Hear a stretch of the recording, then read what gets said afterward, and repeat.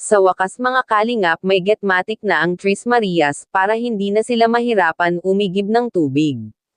Bago po ang lahat, isang mapagpalang araw sa ating lahat. Sana nasa mabuting kalagayan tayong lahat. Palagi po natin suportahan ang ama ng Kalingap na si Kuya Val Santos Matubang at ang anak nito na si Kalingap Rab para mas marami pa ang matulungan ng Kalingap. Sa mga nanonood po ng mga video ng Kalingap, please wag natin skip ang ads ng videong ito kasi malaking tulong na po yan sa mga tinutulungan natin. Marami na naman po ang masaya para sa Tres Marias. Kasi may bagong blessing naman ang dumating sa kanila mga Kalingap.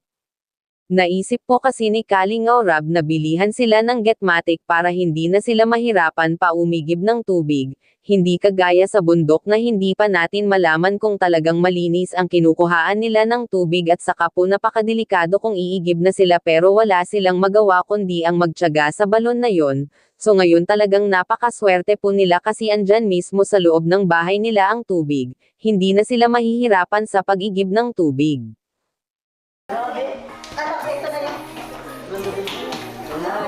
Pinituran niyo ba dito? Kaya kasi ko lang ito po. Ito na po yung salito. Pag-save makamit ng gatong. Tama yan. Hello. Shoutout kayo dito. Shoutout kayo. Shoutout po! Kayo lahat. Ano? Panteris niya din. Ayos. Kusina po nila. Ito po ng... Ano? Dirty kitchen. Ako, pero... Dirty kitchen. Ito na po yung Pinituran pa dito yung CR.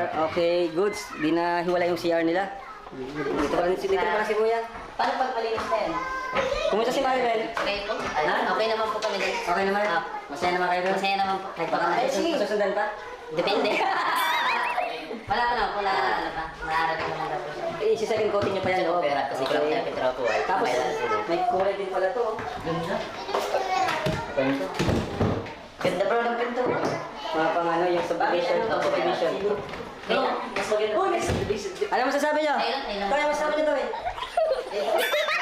Hello po! Kunting na lang po talaga ay magagamit na po ito ng Tres Marias family. Ano, kaya tayo sa labas. Kahit nga po mga kalingap, itong balcony na to, sobrang ano na. Sobrang pagbabago na, di ba? Yan, at masaya tayo para sa kanila. Sobrang sigurado. Paglipat nila dito, baka unang araw di sila makatulog. Kaya... Kasi nanamnamin nila yung ano, bagong bahay nila. Bilis. Saka ang ganda ng design ni ano ni Super J. Iba na ng design. Ayan na dito, may bakal. Grabe, pati bakal. Hindi tinipid. Ganda nga, Mariel. So, ano masasabi niyo bro? Masasabi niya? Beshi, wow. Ano? Yun, congrats ulit kila Tres Marias kasi syempre, ibang-iba doon sa dati. Kasi yung bahay nila, siguro mag-signal number 3 lang, tatalbo na yun. Hindi nga, hindi sa biro. Kasi, yeah. Ganda ko, masasabi ko, feeling ko naman kasi madami.